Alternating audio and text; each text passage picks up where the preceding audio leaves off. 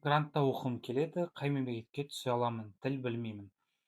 Егер сіз тіл білмесеңіз, грантқа түскіңіз келетін болса, шетелге сіз бір мемлекетке түсу мүмкіндігіңіз бар. Ол Түркия. Яғни Түркияға сіз мемлекеттік гранттарға да, жеке университеттер гранттарына да тіл білмей грантқа түсе аласыз. Яғни бастапқы жыл тілді сізге тегін үйретеді. Түрік тілі болсын, ағылшын тілі болсын, сосын 4 жыл бойы сіз мамандықпен оқисыз. Қалған мемлекеттерде, мысалы Италияға сізде IELTS 5C5 қажет болады. Қытайда грантта оқуға болады. Бастапқы жыл Қытай тілінде сіз деген ақылы түрде Қытай тілін үйреніп шығасыз 1 жыл. Содан кейін 4 жыл мамандықпен тегін оқу мүмкіндігіңіз бар. Және де Чехияда да дәл солай. Бастапқы жылы чех тілін үйренесіз ақылы түрде. Сосын 4 жыл бойы мамандықпен тегін грантта оқу мүмкіндігіңіз бар.